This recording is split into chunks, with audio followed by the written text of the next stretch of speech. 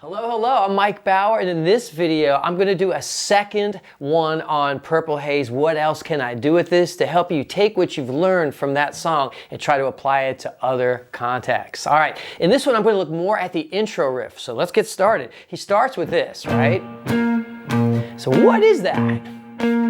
That is an octave, all right? Now, what octave is it? Anyone know? Well, that note is A on the 5th fret. That is B flat or A sharp. We call it a B flat octave. So first finger 6th fret on the E, third finger 8th fret on the D, you've got an octave, right? What would be an octave higher than that? Well, if you put your first finger where your third finger was on the 8th fret D, and then put your pinky on the 11th fret B, right? And octaves are all about muting because we only want to hear the two strings that we're playing. So it takes some practice to be able to mute those. Any other places we could play a B flat octave? How about down here with the root on the A string, right? A is open, A string. First fret would be B flat, right?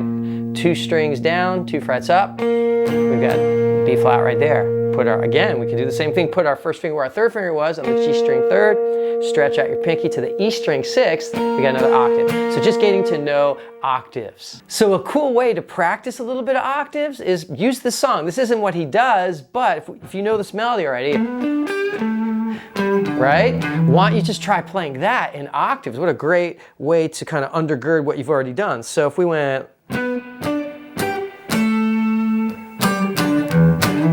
right? So, right, I'm just going to talk about where my first finger is. So I'm going to start on the D string, 9th, stretch out the pinky to the 12th B, and then go down to the G string, 7th, and then just slide that up to 12 on the G. So we got,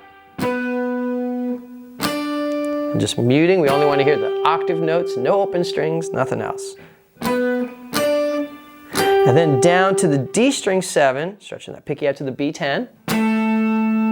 So, alright, then just slide down 2 frets, alright, and now to the A string 5th, third finger 7 on the G, and then I'm just going to play low E string open by itself, and then slide where I just was, and slide up 2 frets, from D to E, okay? You're getting some octave practice, and learning another way to play this song. You can do that with the whole intro if you wanted to. Now, sometimes people play this intro, right? Now, the reason they do that is because the bass part is actually going, and a lot of guitarists will combine the guitar part and the bass note together, which becomes, and that gives us what you would call a tritone, which is a flatted 5th. And years ago, this was considered to be the devil's interval. I think that's why Black Sabbath liked it so much and made it their theme song, right? If you know your heavy metal history. And why Randy Rhoads played that beginning of his solo on Over the Mountain on Ozzy's, I think, 2nd record, right? Right, so that is a tritone right there. So it's just a flatted 5th. If you know a power chord, like I say, take a 2-finger power chord and you just flat the higher note, then you got a tritone, a flatted 5th. So you can play this intro if you like. A lot of people do, right? But in truth, Jimmy's playing octaves. Another thing I'd like to highlight in this intro is all the notes, just about all the notes of this intro are using this E minor pentatonic in a horizontal way. Let me explain. So you got this, right? All that whole intro. When you boil it down, he's basically using this.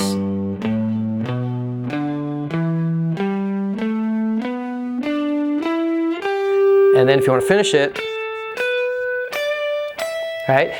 And what a brilliant way to get from, say, the first position all the way up to the 12th fret. Right, so let me just play this for you slowly and talk about it after. So we got open E, right? This is E minor pentatonic. So 3rd fret on the low E, 5th, 7th, then going to the A string, 5th, 7th, then to the D string, 5th, 7th, then up to the 9th fret. Now to the G string, 7th, 9th, and then to the B string, 8th, And that's pretty much where he stops, but let's finish it up.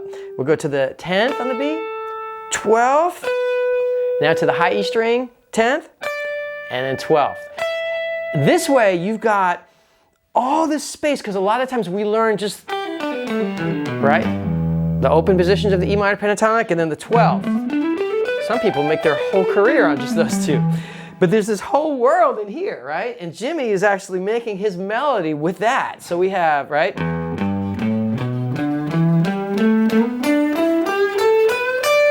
Right? So there's a lot you can do in there. So start exploring that, and you can use that in your soloing as well. And then last, I'd like to point out two shapes that Jimmy uses that repeat a lot. So we've got in here this, right? I mean, it's all over, even, you know? So that is a G chord. And this is one of the most important rhythm guitar shapes in, man, I would say in studio guitar in rock and roll history. I mean, you got the Rolling Stones thing, the, you know, 70s rock lick #1, right? And that's really just a D to a G chord. So this right here is a G chord, as I said, and your root is actually the highest note, right? It's in first inversion, which means the third is the bass. But if you want to find where you can play these, just know what note is on your second finger on top here. So this is a G, right? So if I went down 2 frets, what is it now? It's an F, right? Or if I went up here, what is that? It's a C, right? So let's say like we took a song like Sweet Home Alabama that goes, you know, D, C, G, right? And we tried to do it in that shape. We could go here and go D, because that's a D note. And, oh, I'm gonna have an open string, but just slide it down 2 frets. That's a C, right? Kind of looks like that. And then a G, where we started. Or we could go up high, right? Right? And just to get to know that chord, 3-note voicing, super practical, super usable. Another shape that he uses in this one is when we get to E7 sharp 9. If you haven't seen my video yet on that, that's the first of the two. What can I do with this? The Jimmy chord. Definitely check that out. And then the next thing he does is he goes, right?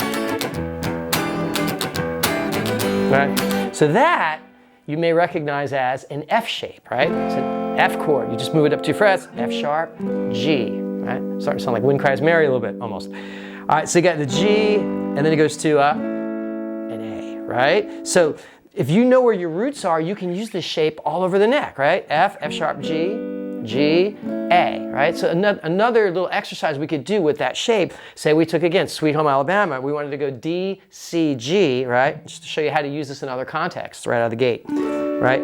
There's your D, because that's a D, and then the highest note is a D as well. D, C, and then G, right? And if you took the little Jimmy double stop riff, you went like, that he uses in Purple Haze, go down 2 frets,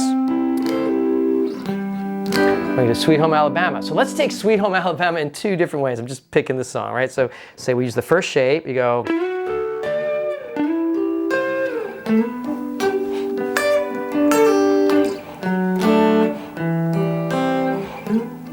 right? And then how about this one?